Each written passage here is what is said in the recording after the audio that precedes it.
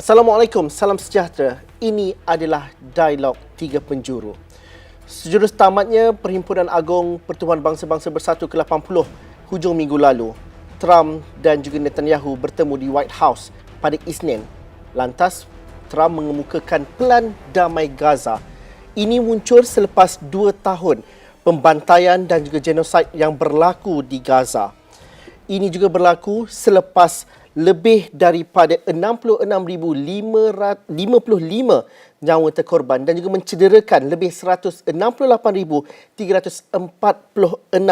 orang sejak operasi ketenteraan Israel bermula pada Oktober 2023. Ribuan lagi hilang, masih lenyap begitu sahaja dan mungkin sahaja tertimbus di bawah runtuhan bangunan. Apa sebenarnya yang dimaksudkan sebagai pelan damai yang dicadangkan oleh Trump? Sejauh mana ianya mampu memberikan penyelesaian dan damai yang hakiki buat penduduk Gaza yang sekian lama dicengkam derita? Itu persoalan dan juga hujahan dan juga perlu kita fahami. Saya ingin bersama beberapa orang tetamu dan juga pakar bersama dengan kami pada malam ini. Saya perkenalkan tetamu saya untuk Dialog Tiga Penjuru malam ini, Profesor Dr. Ahmad Martada Muhammad, Timbalan Naib Chancellor, Hal Ehwal Pelajar dan Alumni Universiti Utara Malaysia, merupakan penganalisis politik dan hubungan antarabangsa bersama kita pada malam ini. Kami juga turut disertai oleh saudara Ashraf Farid, merupakan Ketua Pegawai Operasi Iris Institute, dan Profesor Pa Kim Beng, merupakan Profesor Pengajian ASEAN dan juga merupakan pengarah Institut Pengajian Antarabangsa dan ASEAN, INTAS dari IIUM, juga turut bersama kami dalam Dialog Tiga Penjuru. Soalan pertama saya, mungkin saya ajukan kepada saudara Ashraf Farid terlebih dahulu. Dan kita ingin melihat kepada perkara ini secara menyeluruh. Pertamanya ialah pelan damai oleh Trump. Ianya pelan damai untuk siapa sebenarnya? Dan atas dasar apa ianya perlu dipersetujui? Kerana syaratnya banyak juga. Dan mengapa adanya Tony Blair di situ? Terima kasih Awani kerana menjemput saya. Saya ingin terus menjawab kepada persoalan tersebut. Adakah pelan damai tersebut adalah pelan damai?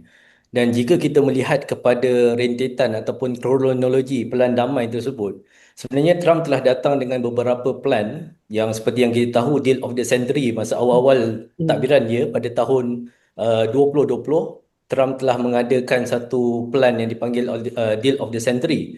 Dan sejurus selepas beliau memegang tampuk pemerintahan pada Februari 2025 yang lalu, kalau kita pernah teringat, Trump ada mengusulkan satu plan yang dipanggil sebagai Riviera Gaza untuk membuat satu projek pembandaran baru, resort dan sebagainya di Gaza.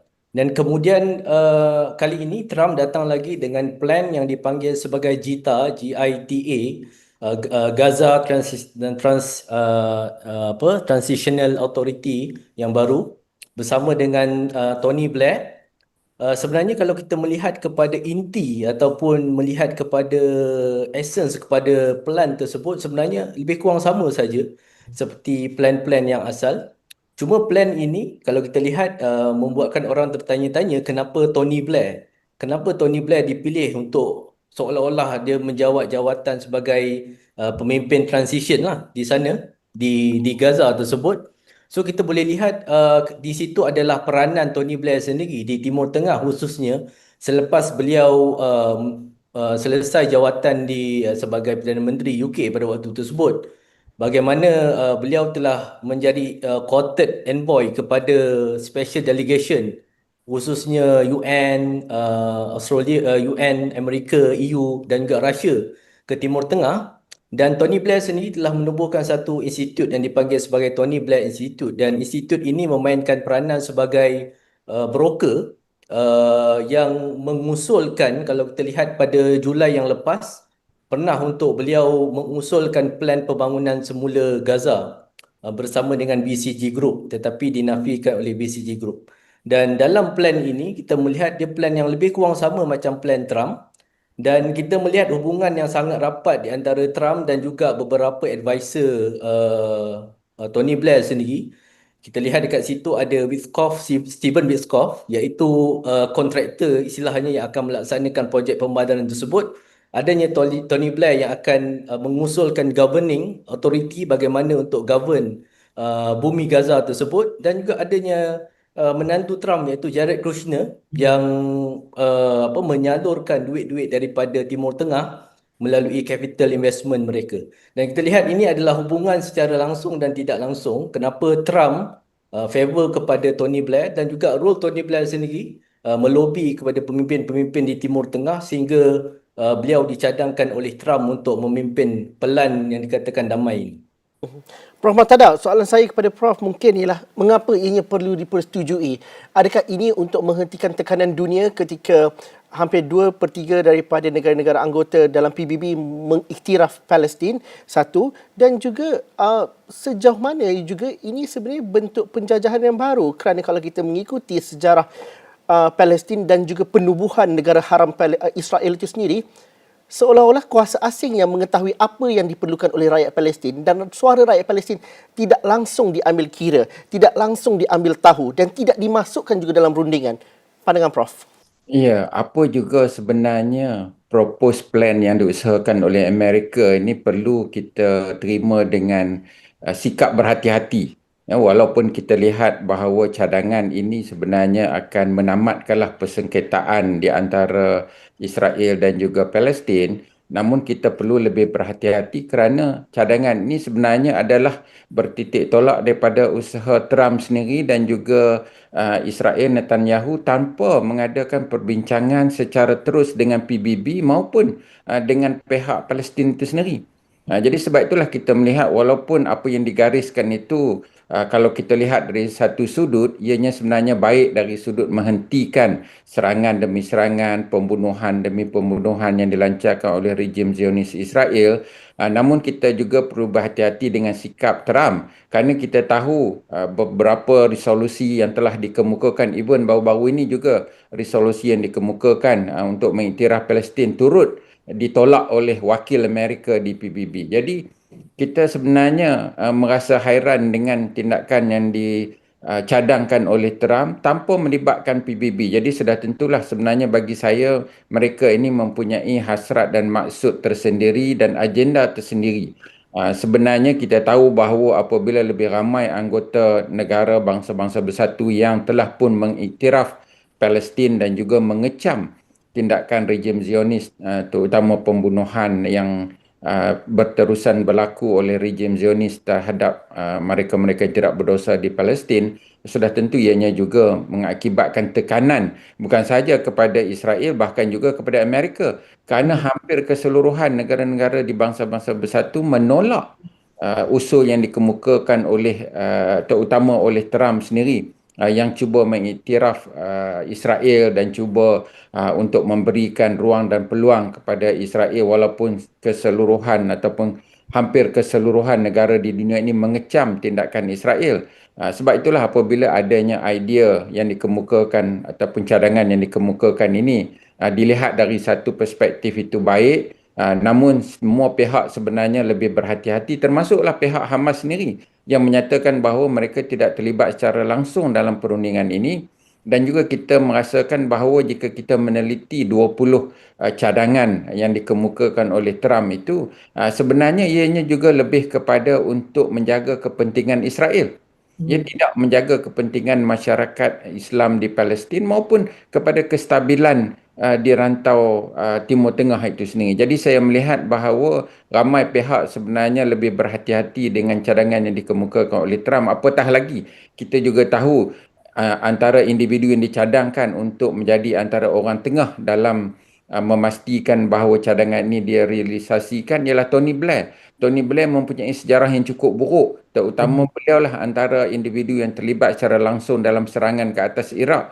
Mana-mana pihak semua tahu penglibatan Tony Blair secara langsung dalam serangan ke atas Iraq sebelum ini. Jadi sudah tentulah apabila individu seperti ini dibawa dan diketengahkan oleh Trump, maka pihak-pihak yang mempunyai kepentingan di Timur Tengah, terutama negara-negara Islam di Timur Tengah, akan mengambil sikap lebih berhati-hati kerana tokoh tersebut sebenarnya tidak layak untuk menjadi antara individu penting dalam memastikan bahawa pelan perdamaian ini akan dapat direalisasikan. Dalam aspek itu juga, saya ingin mendapatkan pandangan juga bahawa dalam aspek ini inilah cara diplomasi ala Amerika Syarikat dan juga ala Israel di mana menidakkan peranan PBB dan juga negosiasi itu hanya berpihak kepada satu bahagian saja. Prof. Paul Kimbang mungkin dapat memberikan satu justifikasi dan juga ulasan sejauh manakah kalau kita melihat kepada situasi dan juga kronologinya, Israel menyerang Qatar beberapa minggu yang lalu ketika rundingan bersama Hamas sedang dilakukan. Malah sidang media Trump dan juga Netanyahu itu sebelum berlangsung, Netanyahu meminta maaf kepada Qatar. Qatar juga mainkan peranan penting dalam aspek ini. Qatar juga mengatakan bahawa hari ini dalam satu temuan eksklusif bersama dengan Al Jazeera, Perdana Menteri Qatar mengatakan bahawa momentum ini perlu dijaga untuk melihat kepada perdamaian untuk Palestin. Tapi dalam masa apa, banyak perkara yang perlu dirundingkan.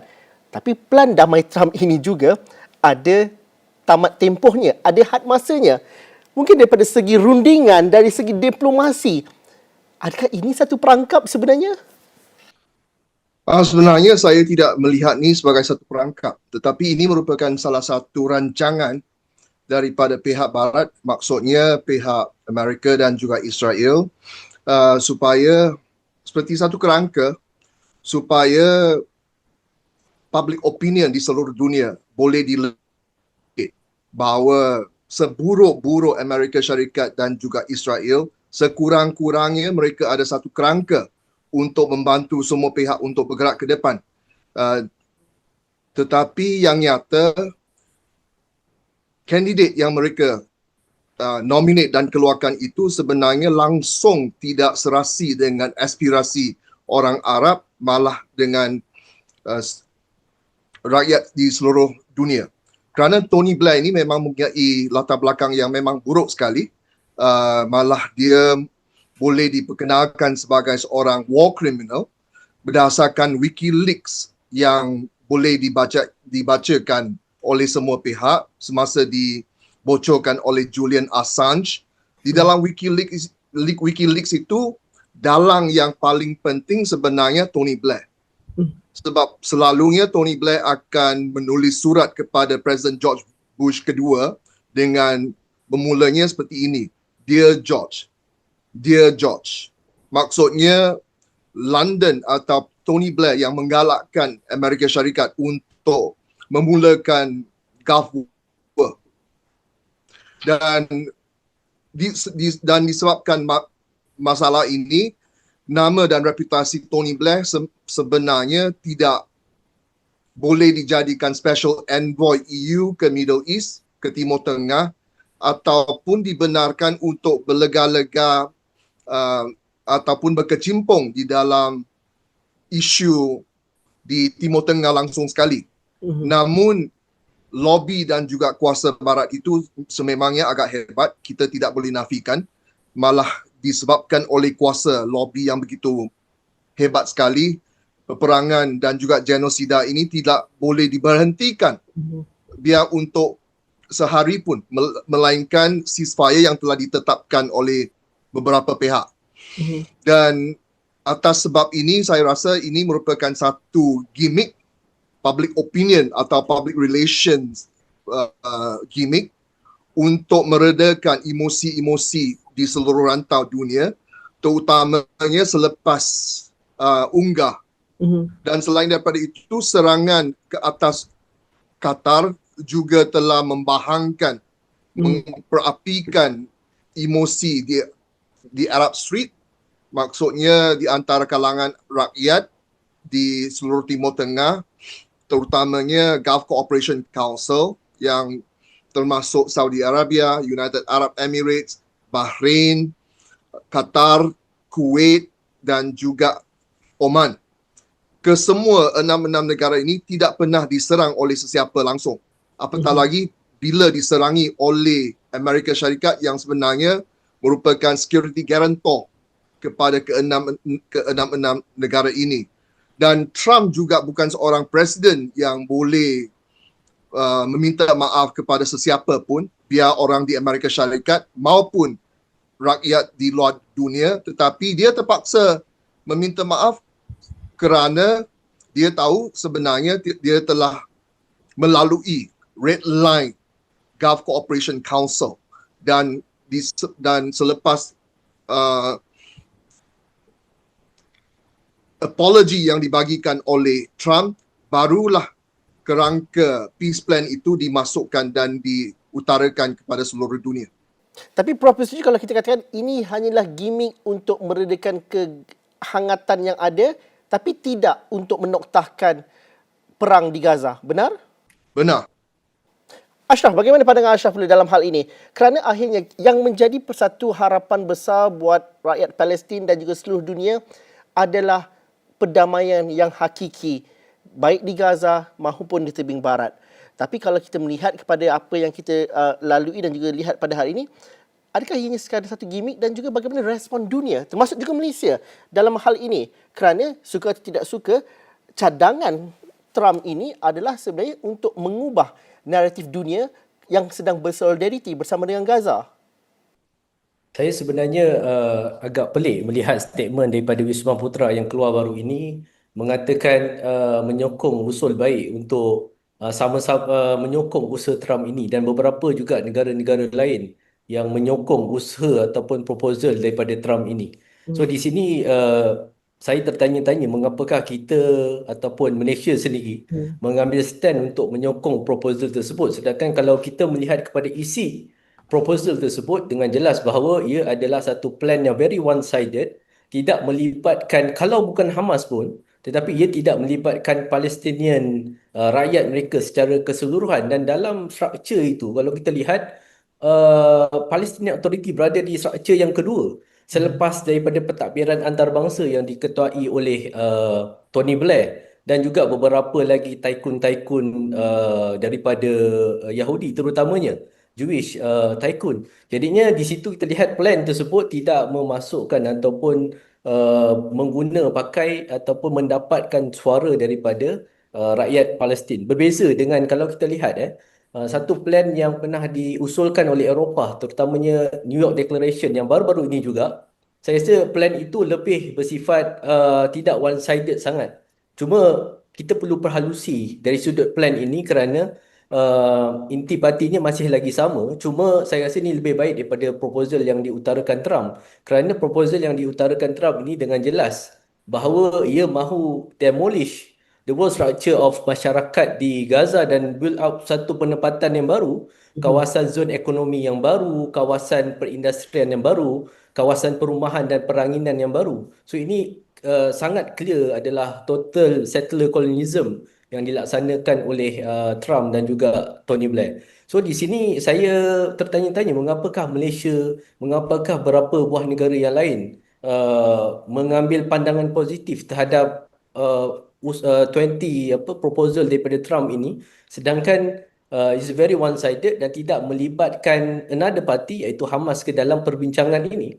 Dan kita kena, seperti yang kita pernah berbincang sebelum ini, kebanyakan jika mana Barat tidak mengiktiraf Hamas ataupun tidak berbincang sekali dengan Hamas dan buat satu proposal, maka ia akan tidak diterima oleh mana-mana pihak dan dia akan terus berlanjutan. Dan saya pasti proposal ini tidak akan diterima oleh Hamas dan perang ini akan berlanjutan dengan skala yang baru. Dan jika berlanjutan kepada skala yang baru, Israel akan mencetuskan lagi ketegangan dan akan ada lebih banyak lagi negara-negara di Timur Tengah yang akan diserang oleh Israel. Prof Martada, bagaimana pandangan Prof? Sebenarnya bagaimana pendirian dan juga tempoh yang berhati-hati dan juga pendirian diplomasi yang berhati-hati perlu dilakukan oleh semua, Malaysia dan juga negara-negara yang begitu cenderung dan juga prihatin terhadap nasib dan juga pembelaan maruah rakyat Palestin? Bagi saya sudah tentulah apabila kerajaan menyokong pada peringkat awal, ia lebih kepada cadangan ini sebenarnya akan menghentikan serangan.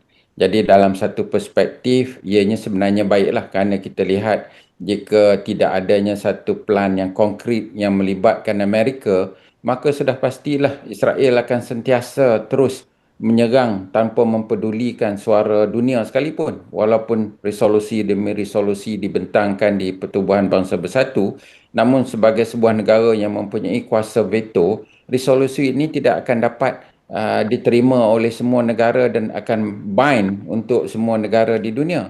Jadi sudah tentulah apabila adanya cadangan yang melibatkan Amerika, walaupun kita tahu Amerika ni sentiasa mempunyai agenda di belakang, agenda tertentu untuk menguasai dunia. Namun dalam satu perspektif kita kena melihat bahawa sebenarnya perlunya ada gencatan senjata yang boleh dicapai dengan secepat yang mungkin bagi memastikan tidak ada lagi kematian demi kematian, terutama masyarakat Islam yang tidak berdosa di Palestin. Jadi dari satu perspektif, bagi saya cadangan ini mampu untuk menghentikan serangan dan pembunuhan. Cumanya mungkin perlunya ada satu perbincangan yang lebih lanjut. Siapa sebenarnya yang perlu terlibat dalam plan perdamaian ini? Kerana jika sekiranya hanya bersifat satu pihak saja, iaitu datang daripada Amerika maupun Britain, sudah tentulah ianya sukar untuk diterima. Dan kita juga melihat respon daripada Hamas sendiri. Mereka pun sebenarnya akur bahawa perlunya ada satu proses untuk mendamaikan supaya tidak ada lagi serangan demi serangan. Namun perkara yang perlu diteliti ialah perlunya proses pendamaian ini bersifat long lasting. Bukannya bersifat jangka pendek hanya untuk mencapai hasrat dan agenda Amerika dan sekutu beliau sahaja. Dan sebab itulah saya melihat bahawa yang pertama sekali yang mungkin berada di pemikiran pemimpin-pemimpin Malaysia maupun negara-negara yang bersetuju ialah untuk menghentikan serangan. Itu yang pertama. Jika sekiranya dapat menghentikan serangan, itu bagi saya adalah satu perkara yang cukup baik untuk memastikan tidak ada lagi masyarakat Islam di Palestin yang tidak berdosa terus bedil, terus roket yang dilancarkan serangan demi serangan tanpa adanya tanda-tanda bahawa serangan itu akan berhenti. Namun jika sekiranya plan ini dapat dilaksanakan, ianya baik untuk menghentikan serangan dan memastikan bahawa tidak ada lagi masyarakat Islam di Palestin yang dibunuh dengan kejam. Namun yang perlu difikirkan peringkat yang seterusnya ialah bagaimana masyarakat antarabangsa maupun OIC sendiri sebagai pihak yang mempunyai kepentingan di Timur Tengah dilibatkan. Jadi sudah tentulah bila ini berlaku, maka proses pendamaian itu akan lebih sustain dan juga akan boleh diterima oleh semua masyarakat, terutama masyarakat Islam dan pimpinan Islam di Timur Tengah. Prof, Paul, bagaimana kita melihat perkara ini? Prof mengatakan at least sejak-sejaknya Amerika Syarikat dan juga Israel ada kerangka. Tapi dalam masa yang sama, dunia juga tidak boleh mengiyakan sahaja. Saya bersetuju dengan apa yang dikatakan oleh Ashraf, tapi dalam masa sama, apa kerangka yang mungkin boleh setidak-tidaknya memberikan tekanan kepada Israel dan juga Amerika Syarikat dalam plan damai ini? Adakah Prof bersetuju bahawa ini adalah lagi satu cara Amerika Syarikat bertindak secara unilateral, dan bagaimana tekanan yang boleh dilakukan oleh pihak negara lain dan juga mereka yang berkepentingan dalam hal ini? Pada pendapat saya, sebenarnya saya bersetuju dengan apa yang telah dibentangkan oleh Tada. Saya rasa pihak kerajaan atau bersetuju dengan usul yang telah diajukan ke dunia dan juga diutarakan ke pihak international community disebabkan keinginan sangat untuk menghentikan ataupun mencari cara untuk mendapatkan satu gencatan senjata yang paling efektif. Namun kalau kerangka yang dibentangkan itu sebenarnya cuma untuk meredakan emosi seluruh dunia ataupun pacify public opinion di semua perantau, sebenarnya ada kena-mengena dengan schedule yang political schedule yang atau political calendar yang akan masuk ke dalam bulan Oktober dan juga November. Misalnya dalam bulan Oktober, Trump terpaksa menghadirkan diri di ASEAN ataupun di East Asian Summit 26 dan juga 28 hari bulan Oktober. Sekiranya dia ingin mendapat, ya sekurang-kurangnya Amerika Syarikat harus memberikan satu rancangan atau kerangka yang boleh diterima oleh dunia Islam di Asia Tenggara.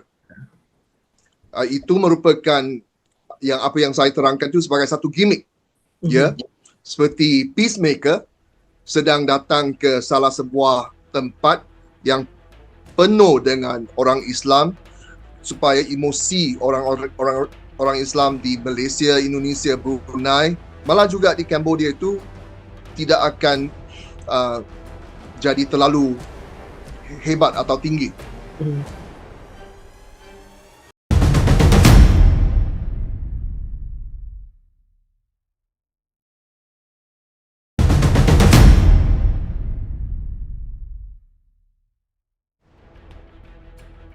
Dan Ashraf, dalam masa yang sama, mungkin kita kalau saya dapatkan pandangan ialah bagaimana sebenarnya aktor-aktor utama yang diungkapkan oleh Trump seperti Qatar contohnya, dah kena serang, diminta maaf, takkan nak berlembut dalam rundingan begitu sahaja.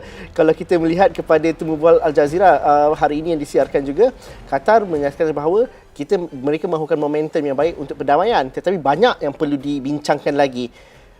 Bagaimana kita membaca reaksi negara-negara Arab ini dan juga aktor-aktor utama dalam rundingan di rantau Asia Barat itu? Ya, sepatutnya jika kita melihat secara logiknya, pihak yang patut ataupun perlu mengemudi pelan damai ini sudah tentu daripada negara Arab sendiri, kerana mereka lebih akrab dengan budaya, lebih akrab dengan cultural advantage ataupun keagamaan dan sebagainya. Cuma yang berlaku di sini adalah sebaliknya, di mana pihak luar terutamanya Barat masih lagi memainkan peranan yang mereka lakukan sejak daripada zaman penjajahan untuk terus menjadi broker kepada perjanjian yang dikatakan damai ini. Dan kebanyakan respon daripada negara-negara Arab adalah respon yang bersifat pasif. Kerana saya tidak pasti sama ada mereka sedar ataupun tidak sedar bahawa mereka telah terikat dari sudut perjanjian, terikat dari sudut kekuasaan mereka, bagaimana mereka tidak boleh untuk menentukan syarat ataupun menentukan kehendak mereka untuk menamatkan peperangan ini. Dan syarat ataupun kehendak ini ditentukan oleh pihak luar yang sudah ada pelan, yang sudah ada kerangka yang disebut Profesor tadi, sudah ada kerangka damai yang menurut perspektif dan pandangan alam daripada pihak Barat. Dan seharusnya negara-negara Arab ataupun negara-negara yang berjiranan dengan Palestin harus keluar dengan satu kerangka yang baru menurut kacamata mereka, menurut point of view mereka, dan kita boleh orang kata challenge lah proposal tersebut. Maksudnya di situ ada competing proposal daripada pelbagai pihak, tetapi apa yang dilihat tersebut tidak berlaku dan hanya ada satu proposal yang mendominasi, yang membuat kajian, yang membuat study, yang mendominasi.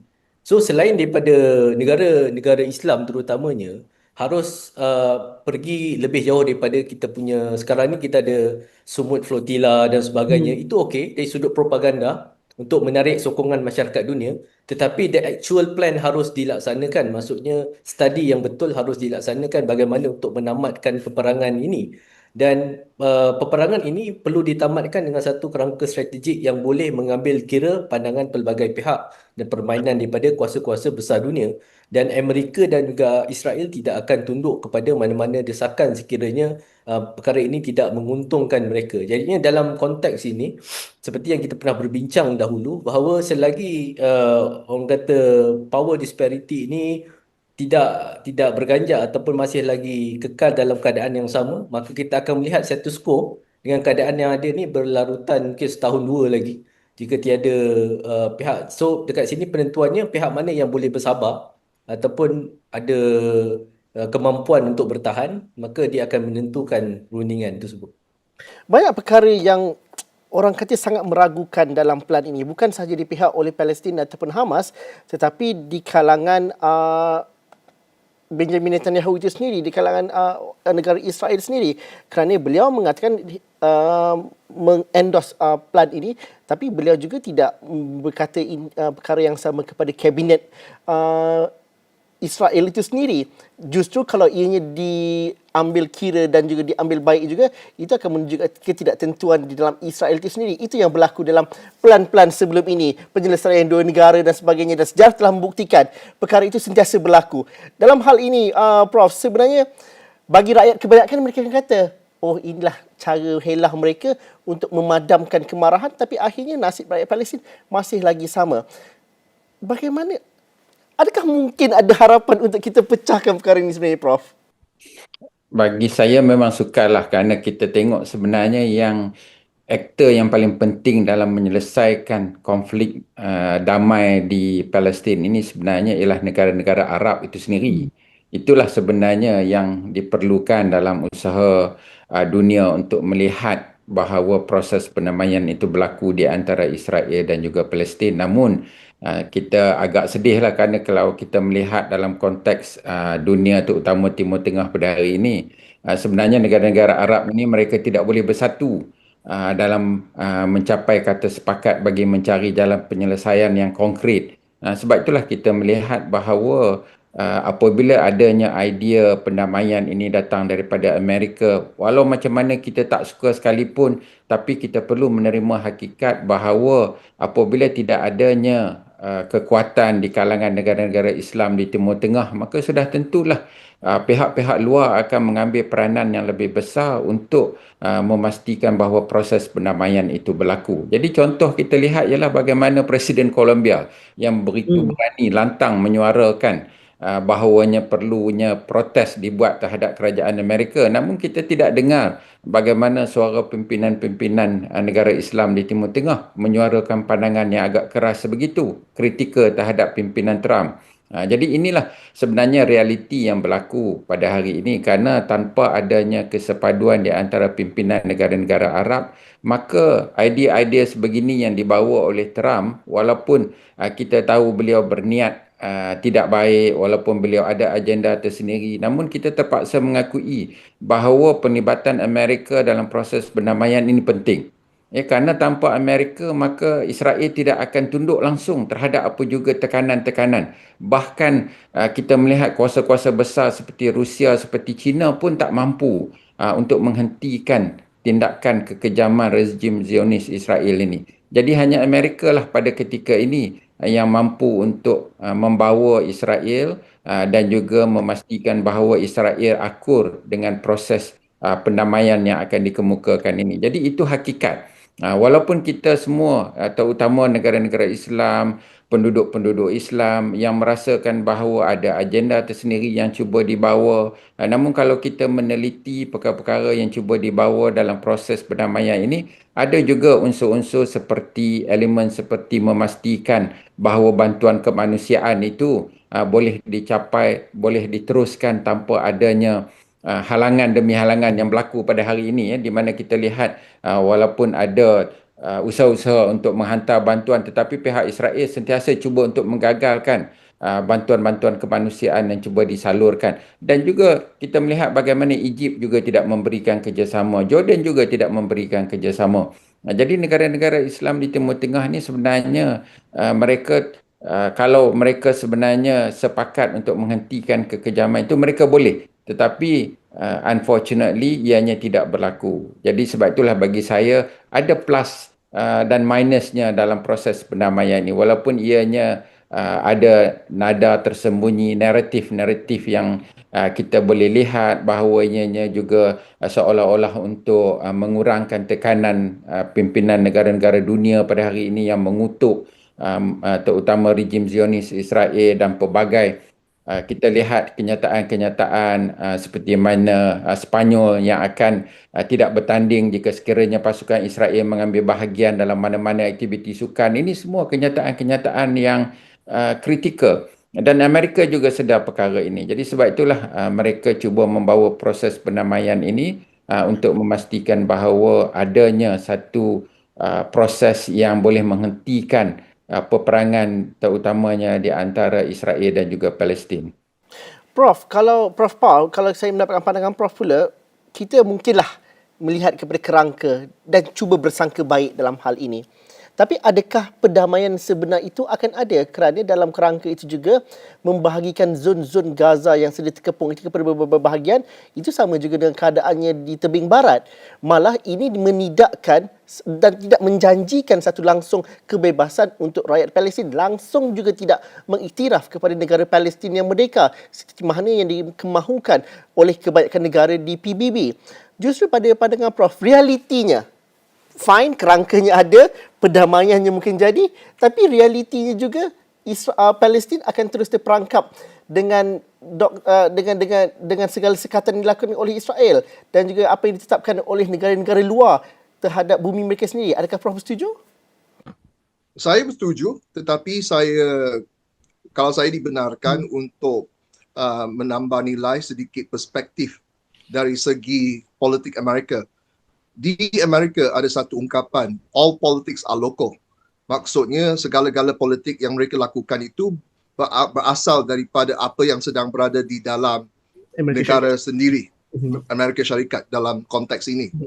Berdasarkan taklimat dan juga penerangan yang saya dapat daripada kawan-kawan saya di GCC, malah juga di Amerika Syarikat, sebenarnya di kalangan Amerika Syarikat ini, pihak kiri telah mula jadi lebih kuat, tetapi pihak kanan yang paling kuat sekali. Dan pihak kanan ini sebenarnya ialah penyokong-penyokong Trump. Di dalam kalangan pihak kanan ini, ada social influencers seperti Tucker Carlson, Candace Owen, yang sedang bertanya secara lantang, why should American dollars, tax dollars, be used to pay for the killing of Gazas and Palestinian? Kalau saya dibenarkan untuk membuat translation, sebenarnya ada social influencers seperti ini yang mempunyai follower yang amat kuat sekali, sedang bertanya secara lantang, kenapa tax dollar yang telah yang telah dikumpulkan oleh kerajaan Amerika Syarikat digunakan pula untuk membunuh rakyat jelata di Gaza dan di Palestin. Tidakkah tax collection ini harus digunakan untuk national interest Amerika sendiri, misalnya untuk menyediakan diri untuk bertentang dengan Rusia, misalnya di Ukraine. So di dalam konteks ini, Trump juga sensitif dan juga amat sedar bahawa di dalam pihak kanan, di dalam kamp kanannya, ada segelintir orang yang tidak serasi lagi dengan Israel lobby di Amerika Syarikat. Maka cara ini merupakan salah satu cara untuk meredakan public opinion di Amerika Syarikat juga bahawa kita sedang giat melanjutkan satu rancangan ataupun plan untuk menamatkan peperangan ini. Dan kondisinya sebenarnya lebih berpihak kepada Israel, tapi kita sedang cuba menghancurkan Hamas sebab public standing Hamas di Amerika Syarikat itu di kalangan kanan masih tidak begitu kuat. Jadi ada kelebihan dan juga ada perkara yang cuba dilakukan oleh Trump untuk menyelamatkan diri mereka di peringkat domestik di Amerika Syarikat. Itu memberikan satu perhatian dan juga it makes sense untuk kita memahami situasi ini secara menyeluruh dan juga mengapa ia dilakukan sekarang. Ashraf juga mungkin dapat memberikan respon kepada apa yang dilakukan oleh Prof. Paul dan juga masa depan Palestin itu bagaimana? Kerana akhirnya kalau kita melihat kepada nasib dan juga meletakkan diri kita di sepatu rakyat Palestin, sudah pasti mereka tidak ada satu gambaran jalan damai dan juga penyelesaian kepada mereka secara keseluruhan. Dan juga kalau ada masa depan itu sekalipun, ianya bukanlah satu kebebasan. Benar, situasi ini sebenarnya akan terus berterusan sekiranya kita tidak melaksanakan plan pembinaan kekuatan yang real. Real dalam maksud di mana Israel hanya memahami bahasa senjata. Tiada pihak hari ini yang mampu untuk menundukkan Israel, even di Timur Tengah, dari sudut persenjataan ataupun memiliki keupayaan ketenteraan yang mampu untuk menamatkan kekejaman Israel. Di sini selagi mana tidak ada pihak yang membina kekuatan menandingi Israel, maka Israel akan terus bermaharajalela di Timur Tengah. Itu yang pertama. Perlukan kekuatan yang real, dia dalam maksud mampu untuk menakutkan Israel. Dan yang kedua, kedamaian ini tidak akan tercapai sekiranya ianya hanya dimonopoli oleh satu pihak saja, iaitu Israel. Dan juga ianya perlu melibatkan pihak-pihak yang berkepentingan yang lain. Dan negara-negara Arab dan juga negara Islam khususnya perlu untuk lebih lantang dan mengorbankan, kalau saya boleh menggunakan istilahnya, mengorbankan kepentingan-kepentingan yang dikatakan memihak kepada Amerika Syarikat dan memberi tekanan secara langsung kepada Amerika Syarikat. Sekarang ini tiada pihak yang mampu untuk memberikan tekanan langsung kepada Amerika Syarikat kerana ianya berinteraksi secara unilateral dengan kebanyakan negara dan membuli negara-negara tersebut. Jadinya perlu wujud satu pakatan untuk menandingi ataupun melemahkan sokongan kepada Amerika Syarikat, dan selagi mana tiada desakan yang betul, yang benar, maka Amerika Syarikat dan Israel akan terus bermaharaja lela, dan perang ini mustahil akan ditamatkan dalam masa yang terdekat.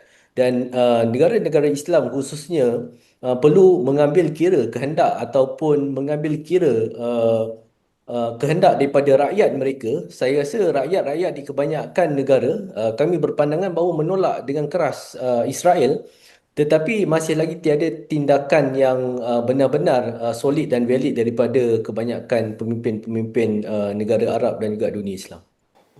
Prof. Muhtadah, dalam masa yang sama, mungkin kita akan bertanyakan apa peranan kita di negara Malaysia. Kita lantang untuk bersuara, tapi dalam masa yang sama, seperti mana kita katakan tadi, sentiasa ada cara daripada segi diplomasi, daripada segi rekonsiliasi dan sebagainya. Tapi itu sikit sebanyak mungkin memerlukan ketajaman dan juga keberanian untuk menongkah arus dalam hal ini juga. Kerana seperti mana kita bincang daripada awal, mungkin saja pelan damai ini hanya untuk meredakan kemarahan dan juga memudarkan sedikit sebanyak solidariti yang bukan saja datang daripada dunia Islam, tapi dalam dunia barat dalam konteks yang lebih besar. Peranan kita, Malaysia dan juga masyarakat sivil, masyarakat teramai khususnya. Kita faham proses diplomasi itu perlu dilakukan, tetapi kita juga perlu bertindak dengan kerangka yang sebaiknya untuk perjuangan Palestin dan sebagainya, seperti mana Ashraf katakan tadi. Ya, kita dalam dunia politik pada hari ini, kita perlu melihat ada dua lah perkara. Satu, apa yang kita rasakan perlu berlaku. Yang kedua, apa realiti yang ada pada hari ini. Jadi itu dua perkara yang sangat berbeza. Memang semua negara mahukan supaya adanya proses pendamaian, supaya proses pendamaian ini melibatkan semua pihak, supaya negara-negara yang ada, terutama negara Islam di Timur Tengah, memainkan peranan yang lebih besar. Tapi itu adalah lebih kepada expectation. Dan Malaysia pun sebagai pengerusi ASEAN memang sentiasa mengutarakan pandangan, mengkritik tindakan-tindakan rejim Zionis. Sentiasa Perdana Menteri kita sentiasa mengeluarkan kenyataan-kenyataan keras. Bahkan kadang-kadang kenyataan beliau itu sebenarnya juga memberikan kesan, terutama adanya cobaan-cobaan untuk menyerang negara dan sebagainya. Keselamatan beliau juga turut kita lihat terancam. Namun itu adalah tindakan-tindakan yang konsisten yang Malaysia telah ambil daripada dulu hinggalah kepada hari ini, yang sentiasa bersuara di peringkat antarabangsa, apatah lagi sebagai pengerusi ASEAN. Malaysia sentiasa menggunakan platform tersebut untuk mengutarakan pandangan. Tetapi sebagai sebuah negara kecil, suara Malaysia walaupun sentiasa tegas, tetapi ianya tidaklah memberikan kesan. Sebab itu saya katakan expectation kepada semua penduduk-penduduk Islam, negara-negara Islam, masyarakat Islam, semuanya berkehendakkan supaya proses pendamaian itu berlaku. Tetapi realitinya tidak begitu. Kerana realitinya pemimpin-pemimpin Islam di Timur Tengah, mereka ada kepentingan. Kita tahu di Saudi sendiri ada pengkalan tentera. Di Qatar ada pengkalan tentera Amerika yang terbesar. Dan Qatar mempunyai usaha-usaha untuk meningkatkan hubungan mereka dengan Amerika. Jadi itulah realiti yang berlaku pada hari ini. Untuk mengharapkan pemimpin-pemimpin dunia Islam di Timur Tengah memainkan peranan yang lebih besar, memang sangat sukar. Kita lihat sebelum ini sejarah telah menunjukkan bagaimana Muammar Gaddafi menyatakan bahawa pimpinan negara Islam di Timur Tengah perlu memainkan peranan yang lebih besar untuk menekan Israel, kerana itulah sebenarnya punca kepada ketegangan yang berlaku. Beliau telah menyatakan perkara itu dalam sekian lama. Namun beliau akhirnya, kerajaan beliau telah diserang dengan pelbagai anda yang sama juga dengan Saddam Hussein. Pun sama, naratif yang sama dibawa. Dan kita lihat bagaimana keadaan kedua-dua pemimpin negara Islam tersebut. Dan inilah yang berlaku pada hari ini. Walaupun expectation semua masyarakat Islam mahukan supaya perdamaian itu berlaku dalam peringkat yang lebih lama, sustainable, perlunya ada proses perdamaian yang melibatkan semua pihak. Namun kita perlu akur bahawa apabila Amerika menyuarakan pandangan untuk melancarkan pelan perdamaian ini, walaupun ada kita lihat isi kandungan itu sangat memihak kepada agenda Amerika, kepada agenda Israel, namun ini bagi saya satu permulaan lah. It's a good start. At least pada hari ini adanya satu usaha walaupun datang daripada Amerika, tapi usaha untuk menghentikan serangan, kerana kita tidak mahu lebih ramai lagi masyarakat Islam yang tidak berdosa semata-mata meninggal kerana tanpa adanya usaha-usaha yang boleh, yang lebih konkret menghentikan serangan. Jadi bagi saya memanglah kita nak supaya proses perdamaian ini bersifat jangka panjang, melibatkan negara-negara yang berkepentingan, namun realitinya ianya tidak begitu, dan yang lebih penting ialah bagaimana Malaysia sebagai antara negara yang sangat vokal menyuarakan kritikan-kritikan terhadap rejim Zionis boleh sama-sama menggunakan hubungan baik dengan Amerika untuk memastikan bahawa proses perdamaian ini juga melibatkan negara-negara Islam. Itulah yang boleh kita lakukan pada hari ini. Prof, Pak, mungkin dapat kita berikan satu analisis juga apabila kita bercerita mengenai pelan damai di peringkat ketua-ketua negara, di peringkat elit the power broker ini. Bagaimana sebenarnya kita memahami sentimen di rakyat di Palestin, di Gaza, di Israel khususnya, dan juga di Amerika Syarikat. Tadi Prof memberikan sebanyak analisis mengenai penyokong kiri dan juga kanan di Amerika Syarikat. Tapi dalam masa sama di Israel sendiri, bagaimana kita juga memahami sentimen rakyat secara keseluruhannya, dan juga bagaimana tindakan ini juga berdasarkan kepada pandangan populis di kalangan masyarakat mereka juga. Dari kalangan masyarakat Israel sebenarnya sebelum 7 hari bulan Oktober telah mempunyai banyak demonstrasi terhadap Benjamin Netanyahu, malah untuk menggulingkan kerajaannya langsung sekali. Dan salah satu sebab kenapa peperangan atau genosida ini tidak boleh berhenti-henti, malah merebak ke seluruh rantau Timur Tengah, malah termasuk Iran, ialah kerana Benjamin Netanyahu dan juga war kabinetnya telah ada cebisan korupsi, dan sekiranya dia turun daripada kabinet, maka dia akan diheret ke mahkamah paling tinggi di Israel. Dan masyarakat Israel sebenarnya mempunyai satu patologi ataupun paradoks yang agak suka kepada kerajaan sekarang, tetapi mereka pula akan jadi united, akan jadi satu komuniti yang amat ketat bila diserang oleh sesuatu anasir ataupun elemen daripada luar. Daripada sudut ini sebenarnya Israel mempunyai banyak kalangan, malah NGO yang tidak suka kepada status quo sekarang, di mana masih ada 48 orang, 20 dikatakan masih hidup, 28 lagi mungkin telah meninggal, tetapi mereka ingin peperangan ini dihentikan supaya boleh dapatkan hostages yang telah diambil oleh anasir-anasir ataupun pihak-pihak daripada Gaza.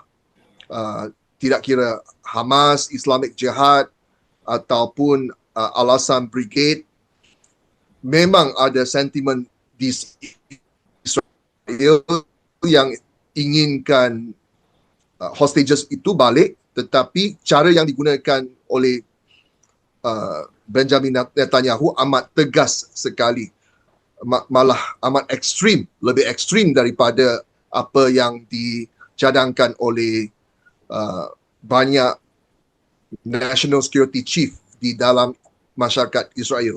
Sebenarnya ada suara untuk menyuruh Netanyahu memberhentikan peperangan ini, tetapi dia tidak boleh berhentikan peperangan ini. Sebab bila dia hentikan peperangan ini, maksudnya masuk 22 hari bulan Oktober, termnya sebagai Perdana Menteri yang bertauliah akan tamat. Atas dasar itu juga, masa itu sentiasa dikejar juga oleh Benjamin Netanyahu. Ashraf, mungkin masa juga mengejar kita dalam perbincangan ini. Ashraf, mungkin dalam masa yang sama, ekspektasi dan juga timeline yang kita perlu fahami selepas ini. Trump memberikan jangka masa tertentu untuk Hamas untuk memberikan respon dan sebagainya. Tapi dalam masa sama, apa yang kita dapat jangka lagi dalam masa tempoh 48 jam, 72 jam dan juga tempoh-tempoh mendatang? Ya, Hamas tidak akan menerima, pandangan saya kuat mengatakan bahawa Hamas tidak akan menerima cadangan proposal ini, dan Israel akan terus membantai. Kalau kita lihat daripada flight radar, membuat pantauan dan sebagainya, kapal-kapal terbang Israel sudah mula untuk melakukan serangan balik kepada Palestin, dan situasi ini akan berterusan. Dan kalau kita lihat perkembangan di Global Sumut Flotilla, kapal-kapal yang ada pun hampir, saya rasa 268 kilometer lagi daripada Laut Gaza dan akan memasuki zon merah. Tetapi sudah diberi tahu oleh kapal perang Itali supaya mana-mana pihak yang ingin mengundurkan diri terbuka untuk berbuat demikian. Dan ini antara beberapa perkembangan yang kita boleh lihat dalam tempoh masa yang tidak lama akan datang. Cuma saya rasa status quo ini akan berterusan dan akan berlanjutan, dan akan melihat kepada mana-mana negara baru yang akan diserang oleh Israel tidak lama lagi. Dalam erti kata lain, memang tidak ada satu jalan damai yang hakiki. Ironinya, namanya Pelan Damai, tapi ia tidak menjanjikan damai yang hakiki, khususnya pembelaan untuk rakyat Palestin, baik di Gaza pun di tebing barat dan juga di rantau Asia Barat itu sendiri. Terima kasih kepada tetamu-tetamu kami pada malam ini sudah bersama dan juga bergabung dalam dialog 3 penjuru pada malam ini. Sekian saja penelitian dan juga analisis kami akan teruskan, dan juga pemberitaan kami jalankan dari masa ke masa berkaitan dengan situasi di Asia Barat, mahupun kepada solidariti yang ditunjukkan oleh masyarakat global, masyarakat dunia menerusi misi Sumut Flotilla yang bergerak menuju ke Gaza. Semuanya kami bawakan di Israel kali ini, insya-Allah. Assalamualaikum dan salam sejahtera. Kita jumpa lagi dalam dialog 3 penjuru di masa yang lain pula.